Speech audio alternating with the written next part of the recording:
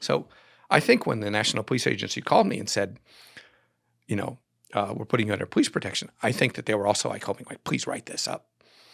And I remember because you had that story, and I had that story. I could not get it published in Japan. I had a Japanese weekly magazine that, I was sitting in a hotel room waiting for them to publish it. A little bit after midnight, the editor comes back and he says, "I'm sorry, we're not running it. We've just pulped the first printing and we're taking your story out." What? Why? Because people were afraid of him. Because he was like a Balkan gangster. He killed people. I mean, or he didn't kill them themselves. Yeah, he'd hand it off. And everyone was afraid of him. How did you initially find out about the FBI angle to it again? When you look at, all the files that had been leaked and his passport numbers and when he traveled back and forth, there was one thing in there, and I can't go into details about that one thing other than the passport numbers because it would blow my source, who still is involved with federal law enforcement to some extent. I was like, okay, now I understand what's happened. Like, the only way this could have happened is that the U.S. gave him permission to go. Right. And then I knew the person to talk to. And then you hunted that down and figured out. I hunted it down, wrote it up, waited to put it out in a book, and then I didn't think it would leak out, because I wouldn't say my publisher was stupid, but they weren't prudent. Sometimes you tell people something and you don't weigh the information so they don't realize that, like, you can't even hint that that's in the book. Yeah. So you get the police protection when they put the English write-up of what to expect in the book up online. And then someone, and I had friends in the police force because, I got along with these guys. And, they came in and they didn't give me many details. And we had a kind of a problem because they wanted to know exactly what was going on and what I knew. And I was kind of like, I can't tell you everything I know because I'll blow a source. So, so I'm sitting there having a cup of coffee, filling out some paperwork in the National Police Agency. This guy from Saitama, who occasionally people from the regional areas get transferred up to the National Police Agency, because the National Police Agency is kind of like the FBI, because they don't really have the power to arrest people. That would require a lot more explanation. So I see this guy, and he's like, "Hey, he's like, Jake-san, like, I heard what's going on," and he's like, "Listen, maybe you know this or maybe you don't, but let me explain this to you. The only reason this guy has a reason to want you dead is because he thinks he can stop the story. But once you get it out, then you're a secondary issue. As a matter of fact, then he doesn't want anything to happen to you because it's probably going to be connected back to him." He says, "You're a writer. You need to write." And he said, also, if you think you're going to, you can outrun this and go home, like, you just take the trouble back to your family. You need to stay here and solve this. Get it published somewhere, anywhere, somewhere credible. He said, then it's not your problem anymore. Then it's his problem. And so I tried the Japanese press, fail. Like, I went, okay, clearly they don't have the balls to write this story up. And so Howard Rosenberg, who passed away recently, who was at 60 Minutes, knew my father from a story that he'd done years ago. And my father talked to Howard, and Howard's like, this is a fascinating story. I'll put you in touch with an editor to the Washington Post. So I wrote it up for the Washington Post. And as I was writing it for the Washington Post, someone from the LA Times got a scent of what the story was about. And I was like, okay, I'll keep the hospital name out of the Washington Post article in exchange, and so we'll write it up for the LA Times. And I want to be credited. And they're like, we can't credit you. We can mention you in the article. And I'm like, that's fine. So Washington Post article came out. I got a lot of calls from friends in the Japanese press who were like, is there going to be a follow-up? And I'm like, there might be. And they're like, well, it's a very sensitive issue. And I'm like, I can guess that. So you're not going to write about it. There. But then the LA Times wrote it up. And in two parts, including the fact that Goto had donated $100,000 to UCLA after getting his liver transplant. Oh, very nice of him. Very nice of him, right? Yeah. And I mean, I knew this too. There were 3 other Yakuza who had gotten liver transplants at UCLA, and they'd all suddenly, within weeks of arriving there, managed to get to the top of the list because, they were livers that nobody else wanted. That's right. It wasn't like Americans were being thrown under the bus. We were waiting for a liver. No, we would never do that. It's not like, money changed hands, so these guys got to the top of the list, right? Yeah, for money, we wouldn't do that. No. Not in our nonprofit medical service, right? That's right. Right. And one, I think it was one wire service did an article. It went like this. According to an article in the Los Angeles Times, one of our most notorious gangsters made a deal with the FBI and got a liver transplant at UCLA, and so did these 3 other gangsters. And I was like, wow, I know the Japanese media can be gutless, but I never thought they would be that gutless. But that began the wheels of change that got him kicked out of the Yakuza. And once he was kicked out of the Yakuza, at some point, whatever offer there was to get me disappeared. So he got kicked out. Now, how does that go down? Goes down like this. The article comes out. He denies it. A couple months ago later, there's an article written about him going to having a lavish birthday party with celebrities instead of going to the monthly meeting of the Yamaguchi-gumi. I mean, which is a diss to the boss. Yeah, it is a diss. It is a diss. Can't miss that. It is possible that the person who wrote that article in Shukan Shincho might be someone I know very well, but that's always remained a mystery. So not anymore, but okay. But then a book came out about like the taboo stories of 2008, which had a detailed description of which Yakuza had gotten liver transplants and what Goto had offered up to get that liver transplant. And I was told that around October 14th, he was summoned to headquarters, and they told him, you have embarrassed the organization by, causing so much trouble to these celebrities. You've been insolent, and holding a copy of this book, which had all the details of his interactions with the FBI. The number 2 hit him on the head with the book and said, whether this is true or not, the fact that this is being written about you is a failure. You're out. Oh, my God. And they kicked him out. But they didn't kill him. They didn't kill him. He's too powerful to kill. But they can. But he's not powerful enough to not get kicked out? They had to they were worried. He had such a following and so much power and so much money. I feel like it's the same thing. No, they were like, the best thing to do is banish him. So now he can be alive and plot his comeback with all his people. Well, interestingly enough, after he got kicked out, there were a bunch of other bosses in the top 100 who sort of wrote a protest letter, and the response of the top management, was to kick all of them out. Management. Yeah, it's an executive structure. The management kicked out the other guys, and it was such a revolution. Sort of this chain reaction of him getting fired and these other big Yakuza bosses getting fired, that they called it the Goto shock.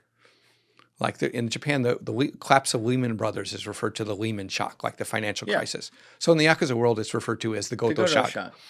But they fire or get rid of all these people who are loyal to him. How does this not cause a gang war? Because they were very, very organized. I think actually around a year later. So those people just stopped their rackets and they're like, oh, okay. The rackets got taken over. Some of them got a retirement payment. Some of them were suspended. They were allowed to take some funds with them, keep their houses and stuff. Okay. Right. I mean, the Yamaguchi-gumi, one of the things that has made this organization successful, there was a major split in the organization in the 90s between the Yamaguchi-gumi and the Ichiwakai. They split into 2 factions because basically there was a succession war of who should be the 4th generation leader. I know this sounds like inside baseball, but it's a split. It's a split. Yeah. Takenaka-san, who was the leader of the 4th generation leader, was assassinated coming out of his mistress's home. There was this huge period of sort of flux with no one in charge except the widow of the 3rd generation leader. And as this gang war went on, the Yamaguchi-gumi decided that the best way to consolidate power and get people to come back was create a pension plan. So they created a pension plan. A gangster pension plan. Yeah. So if you, up until 2012, 2014, if you served out your time in the Yamaguchi-gumi, you got a pension when you left of anywhere between $200,000 to $500,000. Oh, that's a nice fucking pension. And one lump sum.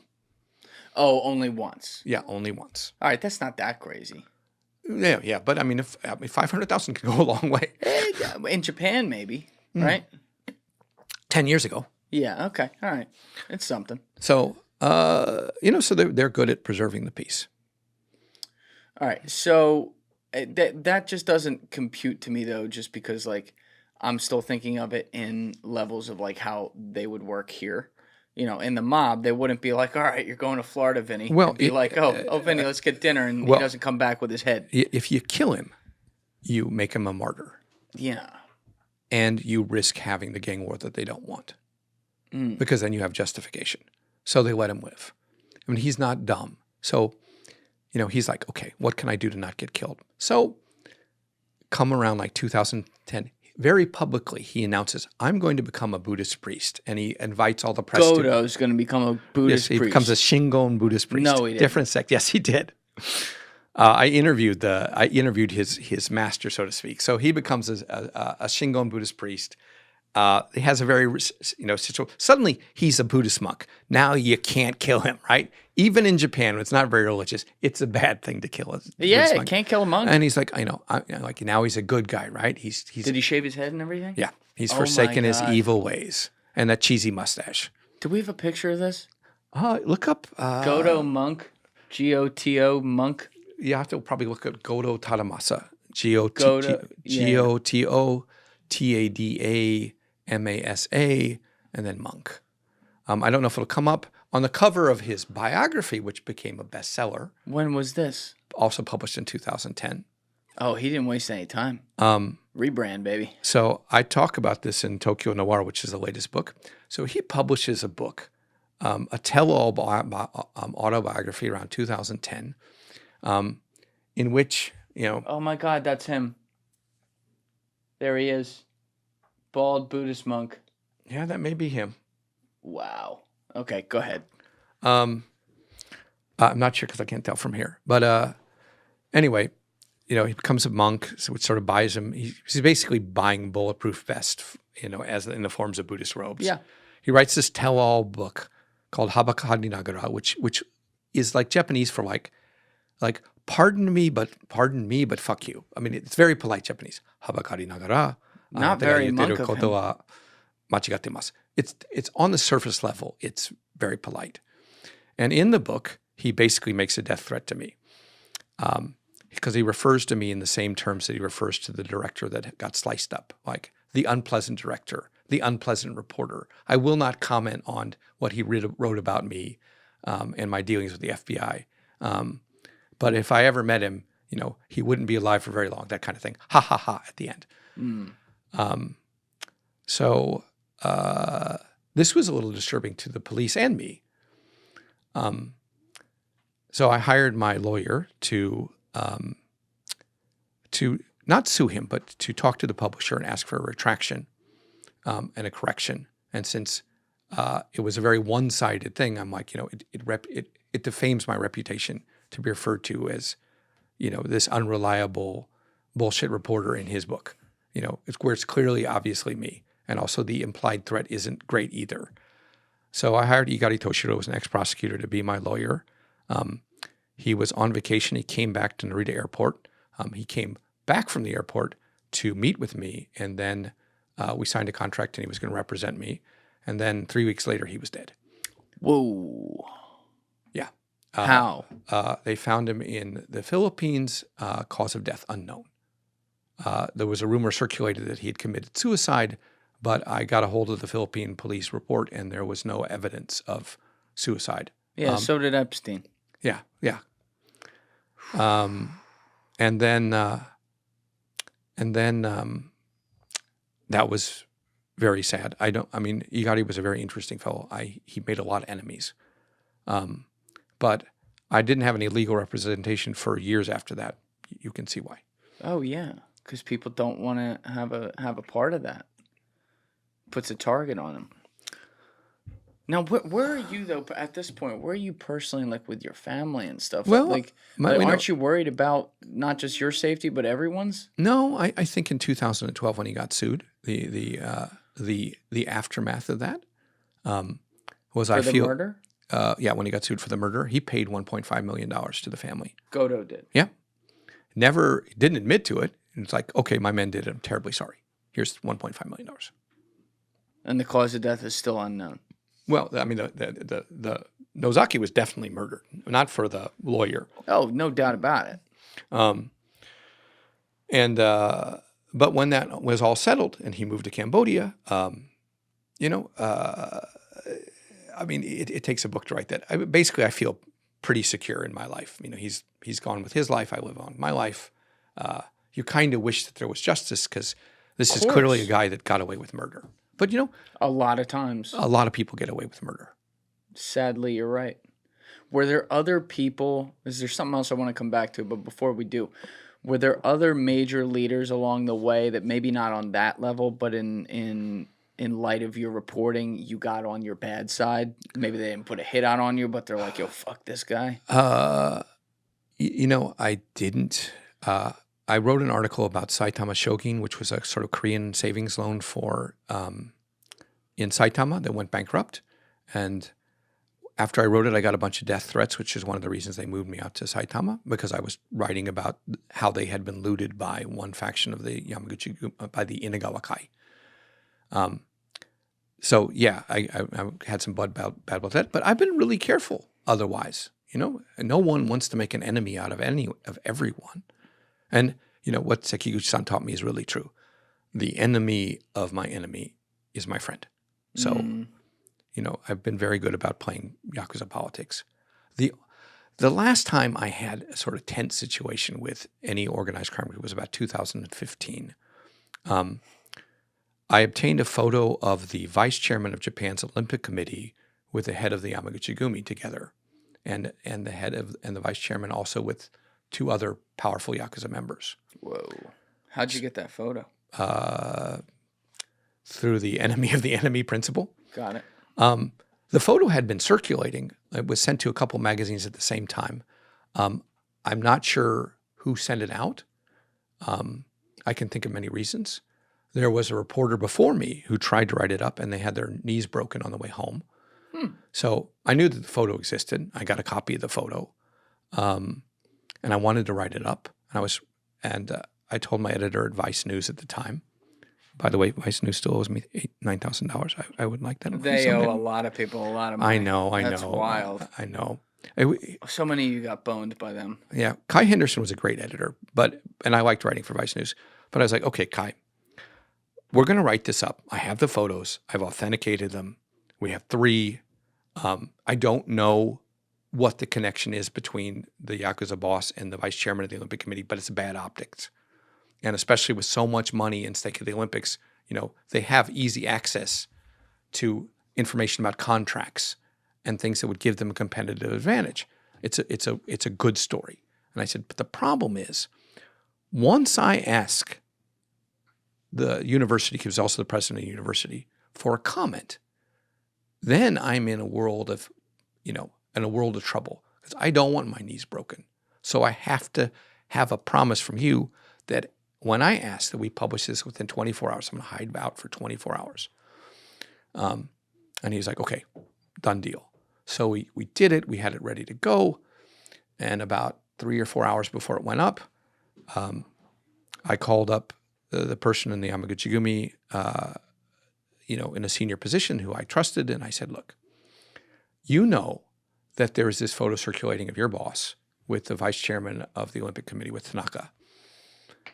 And we are going to publish it. And I am not asking you for confirmation, and I'm not asking you for comment. But as a professional courtesy, I am telling you that it's coming out. So you're not caught, you know, unawares. And that's the best I can do. And there was this kind of long silence. I mean, because I mean, maybe he felt a little bit like you know, like you ungrateful son of a bitch, like, you know, like, you know, in a sense, I've been protecting you all this time. But I also made the case that, look, this is going to come out eventually. Wouldn't you rather have me write about it? Like, remember, I'm the guy that wrote about how, you and your crew helped out after the natural disaster in 2011, and you're not always scum. Sometimes you actually do humanitarian work. I mean, because it's true, I did. I sort of like I'm saying like, look, The good side of the Yakuza. like the good side of the Yakuza. They have a good side. And so it's kind of this long pause, and he's like, okay, I get it. I get it. He's like, but could you do one thing? It's like, could you trim the photo so we don't see the missing finger? Because he's really sensitive about that. Oh my God. And I was like, look, I cannot touch the photos in any way. It goes exactly as I received them because I don't want to be accused of like of doctoring the photos. I'm like, I am terribly sorry. What I can say is that, your boss is one of the greatest, most honorable Yakuza leaders. I can throw in a line there. And Oh, you're going to throw in that he's honorable. Yeah, and because I think he is fairly honorable as they go. I mean, define honorable as a Yakuza leader. Hesitant to kill civilians. Oh, civilians, not even gangsters. I mean, low bar. Well, this is such a dark joke, but I do really like it. This was told to me by a police officer I like a lot. What crime is it when a Yakuza kills another Yakuza? I don't know. Destruction of property. That's good. That's good. All right. Well, but again, you're still talking about someone being referred to as honorable when the bar is not other Yakuza, okay, so it's civilians. Here is the bar of honor. It's like, thanks for letting Joe at Taco Bell live. The honorable is that he doesn't allow the organization to sell and use drugs. Banana of him. Yeah. He doesn't allow theft. Doesn't allow robbery. Member commits sexual assault, they get kicked out. And generally not bothering of civilians, also part of the rule. So in the very low bar sense that he is strict about, here's the things you can't do in this organization, he was good about enforcing that. Did you put a footnote at the bottom that said honorable means this? No, I didn't put a footnote. I didn't put a footnote. I would have done that. If considering that space on the internet is sort of unlimited, I could have put a footnote in there. Yeah, like honorable defined by these low bar terms.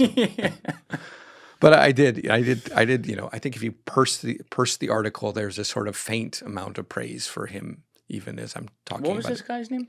Tsukasa Shinobu. His real Shinobu. His real name is actually Kenichi Shinoda, but like Yakuza, I have kind of stage names. Oh, they do? Yeah. So his stage name, Tsukasa Shinobu, means to rule over and endure. Shinobu is like... That's a badass name. It is a badass name. Yeah. I mean, It's a lot better than... it's not a lot better. It is... it rings a little bit better than Shinoda Kenichi-san, which isn't particularly, Yeah, I evocative. don't even know what the fuck you just said. Yeah, that's just a name. Right. Yeah. Right. The first one I did. Okay, so you published this, and that didn't get too much, but even though you showed his lack of a finger, yeah, you were okay. I was okay because I was courteous. I mean, there's this Japanese saying, "Shitashiki naka ni mo regi ari." Even amongst the closest of friends, there must be decorum. So decorum and politeness and reciprocity gets you a long way with these people. I mean, they're businessmen in a sense, right? They've got a public image to maintain. You have a job to do. There's an understanding that sometimes we're going to be in a conflict. And I realized this is a dangerous article to write. There's already been somebody who's been severely injured for writing it. But after that one, I don't think I've written anything that has really, that I felt like, oh, I'm putting myself in danger. I'm putting anyone in danger. Yeah. Because, it's okay to do that a couple times, but I'm not stupid. Yeah. I understand. You keep referring to the Japanese cultural customs and philosophies, if you will. And I think a lot of us constantly hear about how culturally sensitive that country is and the people there are. There's a certain way of doing things. I remember even in college, when we'd study, I was in the business school, so we'd study international business and stuff. They would talk about Japan and a couple other countries with all kinds of very, to us, why does that even matter type customs, but things that to them were extremely, extremely important. At what point though was that something that at the very beginning you coming from America where we don't really have stuff like that, you fully accepted, or was there a real learning curve with I gotta get with this? I mean, I mean, I was really lucky to be living like in a Zen Buddhist temple where it's kind of like a master-disciple relationship. And also had done karate, right? And it's very clear that there's a hierarchy there. There's a point in time when I just, like an epiphany, like, okay, you know what? In Japan, we're not equal. We're not even going to pretend that we're equal. There's a hierarchy here, and that is going to determine which honorific I use with you, whether I end my sentences in a polite tense, which words I use for you, me. There's many pronouns, different versions of them, depending upon who you're addressing. And I'm saying, that is just the way it is. You have to accept the Japanese worldview to speak the Japanese language. Mm. You could make it egalitarian if you want. It just doesn't sound natural. Yeah. Yeah, so it changes. So I want to go back to the 2006, 2007, 2008 area when you got asked by the State Department to run this, the reporting on human trafficking in Japan. They obviously had seen a lot of your journalism on this, so you had done reporting on it, but what was the story with the human trafficking in Japan? Was it all like the actual Yakuza doing it, or was it this, international operation going on? What was the basis of it? Well, it was complicated in the sense that you had huge networks. There was a group called Zengeiren. Zengeiren was like a lobbyist of Yakuza and exploiters that would bring in foreign labor, often working at sex clubs. But the Zengeiren was a powerful lobby, registered organization. They would have their annual meeting at the Liberal Democratic Party headquarters. Prime Minister Abe, when he was prime minister, gave one of the opening speeches to this group. So they were about ensuring the right that, that they could get these entertainment visas to bring women in and basically put them in sexual slavery. So that's a huge operation, right? With lots of members. That's very organized. You had Goto had a company that was basically supposed to be an international cooperation friendship organization that was bringing in women and trafficking them. You had smaller operators that were recruiting people through job ads overseas, and girls would show up, they'd put them in an apartment, they'd take away their passport. Oh wow! And they would basically guard them 24 hours a day, and they'd sleep with a certain amount of customers, and they'd give them a subsistence living, all kinds. One of the things that the State Department really hated was because my job is to write the truth, right? So I was looking at one organization that was recruiting women and from Europe, and they were absolutely upfront with these girls. Like, you're going to come to Japan. You're going to be working in the sex industry. Your cover will be that you're going to Japanese school. You will have to go to Japanese school. You will have to do well at your classes. If you do not have your homework done, you don't go out for the evening. You will have an escort. If there's any trouble, you call the person. And they were treated absolutely well. I mean, they knew what they were doing. If the customers got unruly, the guards came and took care of them. They really made the girls go to Japanese school, and a couple of them actually ended up finishing their term and then getting jobs in Japan, is not in the sex industry. And I was like, and they were like, you can't write this. You're saying that this is human trafficking. It's like, this isn't human trafficking because they're not being coerced. Yeah, they're volunteering for it. Not only they're not being coerced, they're being treated really well. Yeah. And I'm like, your definition of human trafficking doesn't allow for women to work as sex workers of their own fruition, and if they're not exploited, I can't call that human trafficking. So we had some conflicts on issues like that. And then there was a corrupt, the Nagoya immigration office was just completely, most of the upper staff had been paid off by the Yakuza. So they just turned up. It was like a revolving gate. You could bring in women from whatever country, clearly, trafficked, sometimes knowingly, sometimes unknowingly. Because human trafficking is everyone, I don't want to say likes the story. The ideal is you have, innocent, completely clueless woman who's, brought into the country under false circumstances, passports taken away, she's coerced, she's a sexual slave. It's absolutely nightmarish. That's easy to understand. But there are also things of you're promised, you're sort of lied to about what the job will constitute, and then you're not paid what you were offered. Is that trafficking? Do you have the ability to quit? Maybe yes, maybe no. And then you have cases, it's like, okay, yes, they've agreed to come here. They're going to work as sex workers, but they're not paid, and they don't have freedom of movement. And they're basically blackmailed into working for nothing for their employers. That is human trafficking too.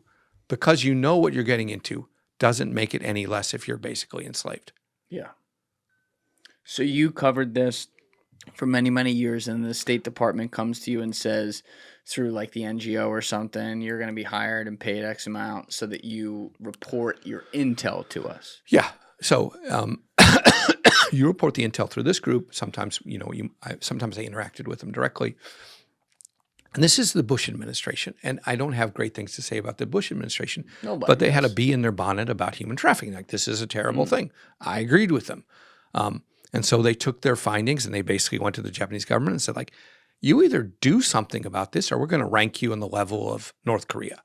Whoa. And you will be shamed. You will be shamed. Like, all the G7 nations will look at you like scumbags. How bad was it relative to other G7 nations like Japan? Japan was the worst because it didn't give a shit. And part of the reason they didn't give a shit is because, you have so many people working legitimately in the sex industry in Japan because it's a legitimate industry, right? It's not illegal. So they don't understand that the difference between, say, a foreign woman and a Japanese woman is that the foreign woman, by nature of working in the sex industry, is already working illegally. So her employer can use that as leverage. Like, you are an illegal worker. So if we turn you in or you go to the police, you get arrested, you get deported, you still owe us the money, and we know where your family is. Mm. So they didn't understand the coercive aspects of that because it just was kind of, because, it's like, kind of like, everybody who does this does it out of their own free will. But when you're doing this reporting, you're still working as a journalist. No, I wasn't. It was full time. No, I left the newspaper. I'd come back to Japan. I told people I was working as an insurance investigator, different business card. Oh, wow. Because this wasn't a report for the public. This was a report for the State Department and an organization. But I'm almost surprised they didn't want you keeping your cover, seeing as they were also paying you through a third party, like trying to keep it under wraps. Look, and I told them, look, I can't do this as a journalist because I'm going to pay Yakuza for information. I'm going to pay him. I'm like, look, this is like who is the scummiest of the scum? So you can go to a Yakuza guy and like, hey, I hear there's this guy in your group who's like bringing in like young girls and, basically putting them in sexual slavery. That just sounds so fucking sick. And they're like, you're right. That's fucking sick. That's not something we should be doing. And it's like, I would really like to know more about who's responsible in their organization, where they're headquartered, what are their front companies. Can you give me that information? And I would be very grateful. And slip them, a wad of cash, and then they give you the information. So you would do this often? Not often, but a couple times. It's faster. Yeah. I mean, you can't do that as a reporter. I mean, maybe the reporters do it. I can't give money to criminals, but if I'm collecting intelligence, I can. Gray area. It's a gray area. Yeah. So that type of thing, though, wouldn't be necessarily kosher with the U.S. government as your employer. Well, I sure as hell didn't tell them, and I think that we had an understanding. I wouldn't tell them. One time I was told by my boss, like, turn in your receipts. There is no need to explain what they are for. And I was like, okay. And you did this for like 2 years? 2 years. And did you see success based on your reporting? I did. Japan, first of all, the Zengai-ren dissolved. This sort of lobby of human traffickers dissolved. The Japanese police made some raids. They strengthened their laws. And there were definitely results. And I'm hearing this secondhand from the State Department is like, there was an understanding like, okay, you've got us, we look really bad. We will improve. And they did. The unintended and the sort of sad aspect of Japan clamping down on international human trafficking is you had a growth in domestic trafficking. And this is how the domestic trafficking angle works. this is a foreign concept probably to many people outside of Japan. In Japan, there are many clubs where you pay for hospitality. A hostess club is basically, you're a wealthy Japanese man, or maybe not even so wealthy. You go in, you pay for a woman to pour you drinks and compliment you and talk to you for a couple hours. There is a version of that for women called host clubs. They're all over Kabukicho, where these, well-dressed, attractive, by Japanese women standards, attractive men wine and dine you and dance with you and get you to buy them champagne and give you a good time for the night and sort of give you this boyfriend experience. And it's very expensive. And once they no longer had access to foreign women to exploit, what they would do is they would let these women, young girls, college students, hostesses, drink at these host clubs and, create a huge tab. So they're thousands of dollars in debt. And at first, then they would say, okay, you owe me so much money, like, hey, baby, if I don't pay this, they're going to break my legs. And they would introduce the girl to a sex parlor and she would work off her debt. Oh, like indentured servitude. Indentured servitude. But then the police busted a couple of those people on human trafficking charges, right? Yeah. And it was like human trafficking, which you thought was only going to be used in international cases, like suddenly being used domestically. So then the host clubs and the people backing them got smarter. So the process began. The host introduces you to a loan shark. The loan shark loans you the money, and then he introduces you to a sex club. So there's like a degree of separation there. So they got smart about how to do it. They got smart about it. I love how they didn't think that domestically they'd have a problem. They're like, oh no, human trafficking is just international. We're good. Yeah. Human trafficking is human trafficking. Yes, it is. Make people do things against their will that involves their body or their freedom or sanctity or where they're going to be. Like, I don't know why this is so hard.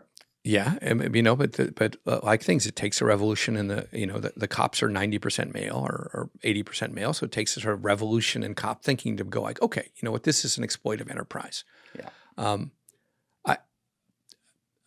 One of the things that has been amusing to me is, okay, so Tokyo Vice came out in Japan. We had the cooperation of the Tokyo government, and part of the plot line in the season 1 is that basically you have one of the characters become a sort of indentured servant to a host club. And when the governor of Tokyo saw it, she was so horrified that she asked, like, does this really happen? And they're like, yes, it does. Yeah. And that prompted a crackdown on the host clubs. Wow. So the show caused that. The show, there was awareness and there had been stuff before, but when the governor of Tokyo is watching this and it's just not on her radar and she's like, does this stuff really happen? I'm like, oh yeah, it's been happening for years. She's like, well, that's not acceptable. What made you stop working for the State Department? Complete burnout. It is depressing to see the worst of human beings. And it was a limited contract. And once I turned in the report, I was like, I still worked with a nonprofit group called Polaris Project Japan, later called Lighthouse. So I still continued working with them, and I was a liaison for the police for a while. And I think the organization actually dissolved during the pandemic just because there wasn't enough manpower for it. But contract ended. And also I felt by the time you get around to 2009, Japan was, hadn't stamped out international human trafficking, but it did a hell of a job. Wow. Got to give them credit where credit is due. Turned it around. Turned it around. Big time. And how did this, so you go back, you get onto the beat with working the Yakuza cases Yakuza cases again, like we talked about. But how did this end up translating through as you're writing the books to getting to a TV show? Well, I'll go through a little bit more transition there. At the same time, I was ending my study of the human trafficking thing, and also at the same time, the Japanese Yakuza had moved so much into the financial markets of Japan that the Japanese police in 2006 issued a white paper that said the Yakuza threaten the very economic foundations of the country. And there were listed companies that had been infiltrated by the Yakuza, including one company called Surga Corporation that had made $300 million in fiscal 2007 and was, and shares were owned by Goldman Sachs and Morgan Stanley, like with foreign investors. But they had made that money by paying $100 million to the Yakuza to evict people from properties that they wanted to turn over. Whoa. And, around this time, I got approached by a couple investment banks that sensed that the Japanese government was going to come down hard on them and said, like, we basically need you to clear out our Rolodex. We need to know who we're investing in that is dark money. And up until the financial crisis, and even after the financial crisis, I did that for like 2 or 3 years. So, and I wasn't doing journalism, so it's kind of like I'm completely out of journalism. Yeah. Like writing the human trafficking report, doing corporate due diligence. And I don't think I really went back to journalism in 2011 when there was the nuclear disaster. And what happened there? in 2011, Japan got hit by this tsunami and an earthquake. 100,000 people died. And in Fukushima, where Tokyo Electric Power Company had their nuclear power plant, 3 of the reactors melted down. Whoa. One of the worst nuclear accidents ever. And that was also, on a personal level, that was a really bizarre, horrible year. I did some reporting on the disaster, but my reporting on the disaster, the first thing I wrote for the Daily Beast was about how Yakuza were actually going to the damaged areas faster than the Red Cross, faster than the Japanese government, and delivering supplies and things to people who needed it there, which was true. Yeah. Because they have no overhead and they have no safety standards. They do what their boss tells them to do. Venerable gangsters. And if you're a humanitarian organization, if you're claiming to be one, then you have to do those things. Yeah. But at the same time, since I'm also doing this, corporate due diligence gig, I went to one of my clients and they were like, so, here's Tokyo Electric Power Company, has a monopoly on energy in the Kanto area. They've just had one of the worst nuclear reactor disasters in history. The question comes, is this company going to go under? Is the Japanese government going to nationalize them? Are they liable for damages, right? Is this unprecedented? Is this unforeseen? Could they have known this was happening? And I said, I would love to investigate this, but I want to write about it. Like, I want you to finance it. I will give you your report. But 2 months after it's out, or 3 months after it's out, I want to be able to write it up because it's an important story. Mm. And so I negotiated with my client, and they were like, okay, you give us the report. We'll use it to make some business decisions. 2 months later, whatever you've gained in that thing, you can write about it. So that was kind of my return to investigative journalism, powered by corporate money. Through the back door. Through the back door. Through the back there door. You go. But it took a lot of money and time to do that investigative journalism. So I thought, well, this works out well for all of us. Yeah, right back full circle. Right back full circle. And so that you do end up on like doing a lot of the Yakuza coverage again. I did a lot of the Yakuza coverage, but then I really started to shift towards Japanese politics and covering corporate malfeasance and covering this nuclear disaster for years. It was very apparent that they knew they could have prevented it, and that they had also paid off the Yakuza in the Fukushima area not to write about the problems at the nuclear power plant.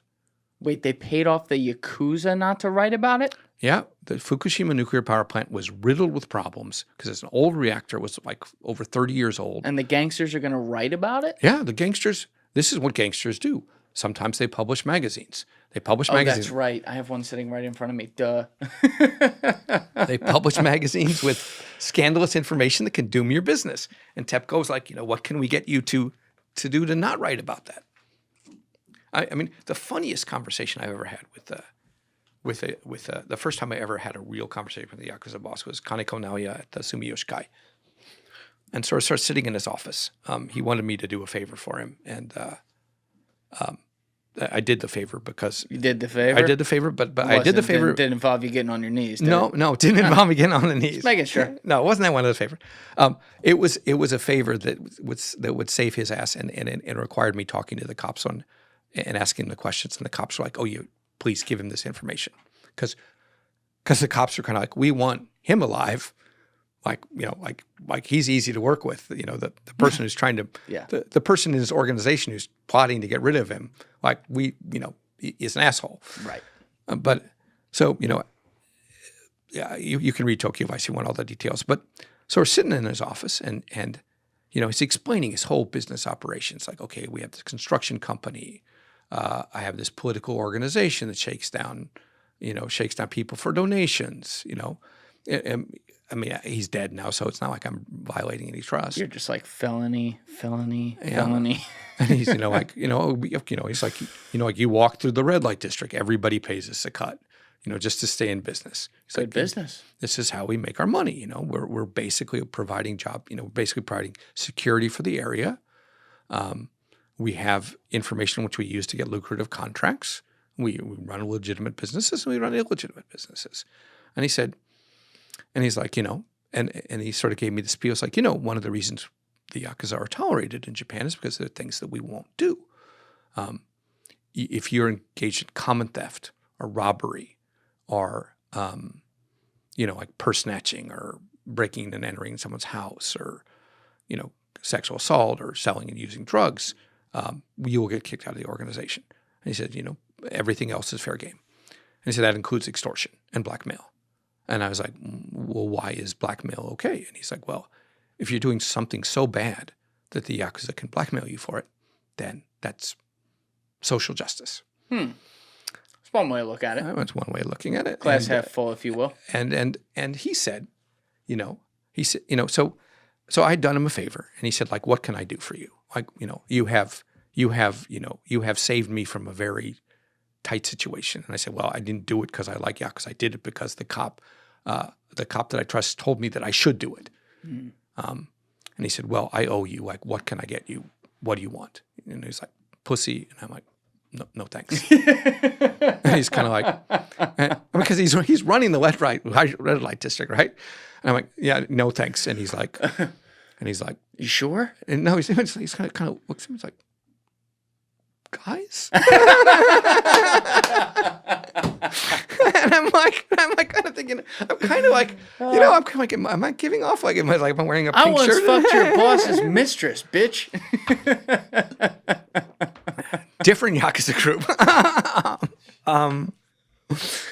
And I'm like, and he's like, and I'm like, look, I don't want money. I don't want pussy. I said, if you really want to give me something, I would like information.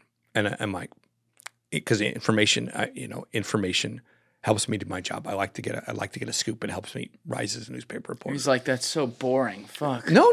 And he was totally like, I'm kidding. No, he was like, he's like, I understand. He said, like, I will never give you information about our organization or that would disadvantage our organization because you understand how that is. But if I had information about a rival Yakuza group or political corruption or something that would be of interest to you, of course I will share it with you gladly. And I come across that kind of information all the time. To this day? Well, I mean, he passed away a long time. Oh, that's right. Sorry. He was the one that gave me the scoop about this savings and loan in Saitama being looted by another Yakuza group. I mean, that was the source. And he said to me something very interesting, which he said, you and I are in the same business. We are in the information business. You make your reputation and your money by finding out things that people don't want written and then publishing them. And I make my money by finding about things that people don't want written or don't want known and making sure you don't do your job for which I get paid. And I was like, wow, that's not really true. But keep thinking that. But I can see that we are both realize the power of information, yes. Especially in a society that is a shame society where people are embarrassed about the bad things that they do. Yeah. So do you obviously, like, these sources you're getting, if that guy's a source on major stories like that, these are, you're still dealing with very high up criminals who may have, actually definitely have motives and stuff. Did that ever worry you about when you got fed a story? Like, okay, well, maybe they're giving me something that's true, but there's a false pretense for it, and we're missing the bigger picture. My feeling always was about the question is the information true? It's not my business to know the motivation of these people. I do want to know because I don't want to be fed tainted information. That's right. But if the information is neither bad nor good, it's just information. Now, their motives for giving it to me are clearly self-serving. And And that is why there's this very tricky negotiation you have whenever you deal with the Yakuza who gives you information, is you have to say this every time. It's like a mantra. Like, I want you to understand that I don't owe you for the information that you're giving me. You owe me because you wouldn't be giving me this information if there wasn't something in it for you. Either it offends either your sense of fairness is offended, or it's going to hurt your rival in the organization, or it's going to hurt the rival in another organization. I know you're not giving it out of the goodness of my heart. If you think that I owe you something for this, then I'm not writing it because I don't want to owe you anything. You owe me. Do we understand each other? And that always made things much easier. Yeah, you're like I could see how these guys like look at you because you're so matter of fact about things, and yet you're in these places you almost should feel out of place, but you're just so used to it. Like the way you come across, you're almost, what's the word I'm looking for? Not ambivalent, but like blissfully ignorant to maybe the power structure that you're around, because you're like, listen here, I'm just here to report. That's what I'm doing. However you can help me, great. If not, no problem. Have a great day. And they're almost like, damn, the ball's on this guy. It's my job is to tell people the things that other people don't want written, right? To serve the public, the right to know. Now, I have been fed stories that I have refused to write because when you think about it in a long shot, like Celebrity X is Celebrity X is a homosexual who is into younger boys, not like super young boys, but younger boys, and I'm like, that is interesting information. Take that to a gossip magazine. That's someone's personal privacy. I don't care. It's not your lane. I don't care if they're famous. If they want to sleep with a young boy because they're closeted homosexual, I don't care. It's fine. Maybe that will feed some bottom feeder reporter, but I don't want to be the one to write it. Thanks. Interesting. Trivia. So you pick your spots. I pick my spots. Not just because it could be a story doesn't mean you have to write it. And we all pick our stories. Yeah. Now, how did this end up translating into a TV show? Because, by the way, like, the show isn't on air anymore, but it was extremely respected show. Like, the critics loved it, the audience loved it. It was probably like a little bit niche for an American audience, but very fascinating. I think it's still on HBO Max. Yeah, it's still on there, but I'm saying there's not going to be a third season. New seasons. Well, it translated like this. The book came out, people were interested. It went through the usual Hollywood development hell. At one point, it was going to be a movie with me being played by Harry Potter, Daniel Radcliffe. Oh, he was going to play it. Yeah, Dan's a really nice guy. Yeah, I mean, I've heard that. He may seem like a nice guy, but he is a really nice guy. Yeah. He's exactly like he seems. And he studied Japanese. He was on board. The film looked like it was going good. And then one of the producers decided that we should have a Japanese partner. They told me who the Japanese partner was, and I said, do you understand that Tadamasa Goto, who is the villain of this piece, used to control the Japanese entertainment industry, two of the most powerful agencies. And this firm that you're partnered with has a very strong relationship to another one of his front companies. And when they realize that you are going to make a film that is essentially about the people that used to rule them, who everyone fears, they are going to fuck you and leave you they're going to leave you at the altar and you will be fucked. And he was like, no, it'll be fine. These guys are really into it. They know they know what's going on. Like, it's an international Hollywood production. And I'm like, I strongly advise you find another partner. So almost literally the day they come to sign, for the financing to go through, they pull out. Whole thing falls apart. Wow. And I'm like, okay. And I got an apologetic call like, maybe I should have listened to you. Yeah, you were right. And I'm like, well, it's a little late now. So I forget about it.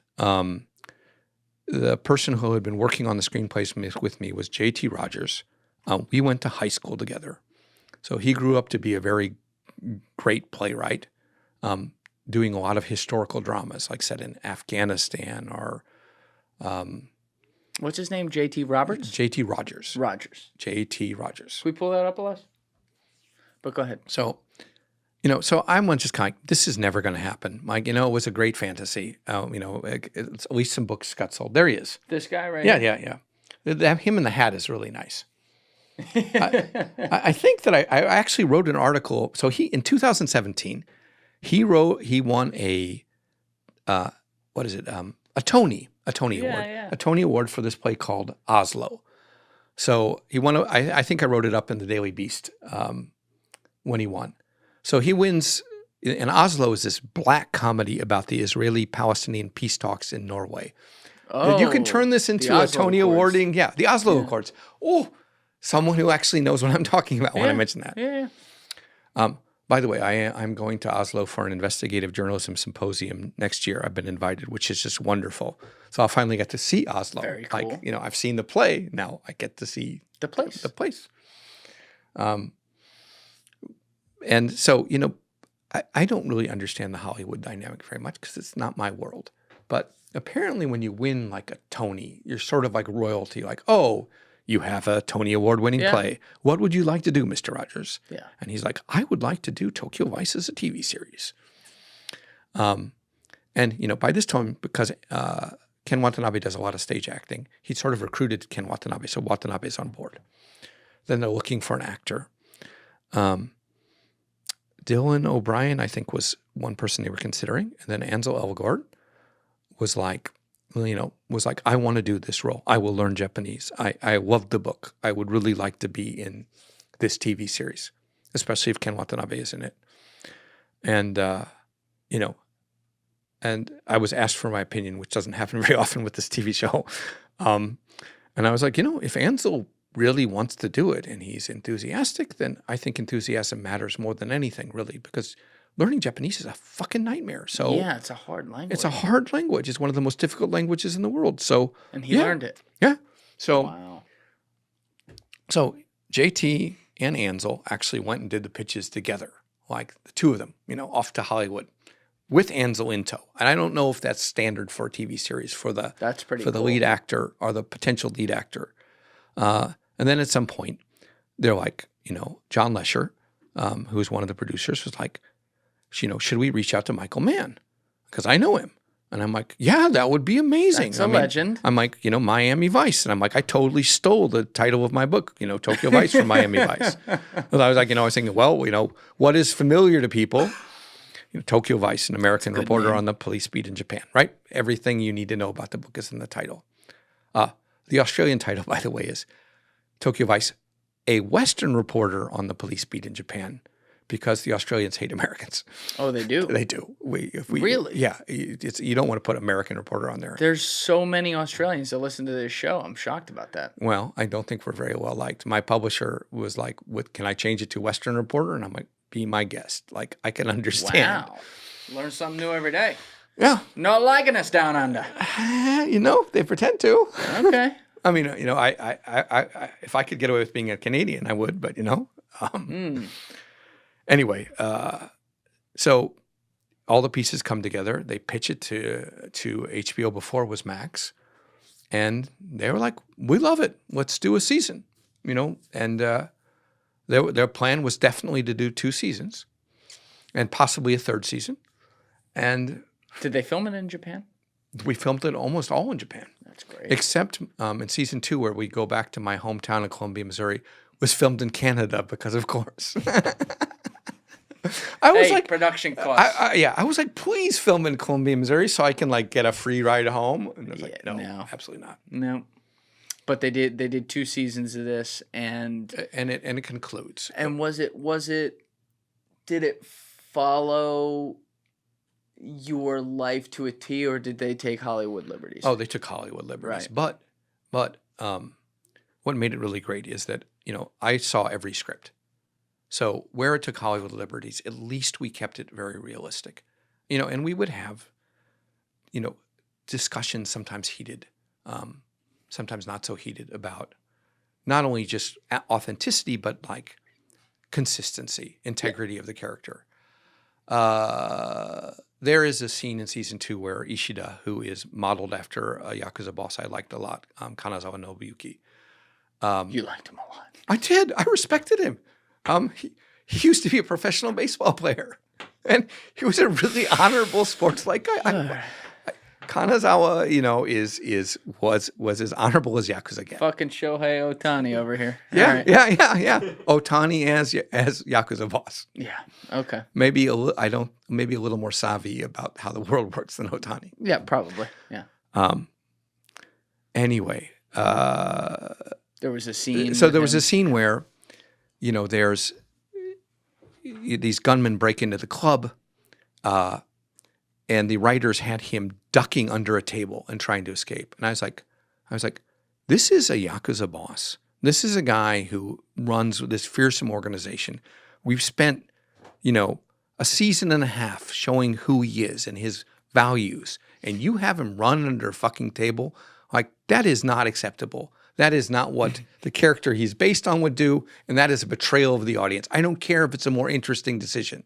No, absolutely not. Thank you guys for checking out this clip. If you haven't already subscribed, please subscribe and hit the like button on this video. It is a huge, huge help. And if you'd like to check out this clip's full podcast episode, that link is in the description below or right here. And finally, you can follow me on Instagram and X by using the links in my description below.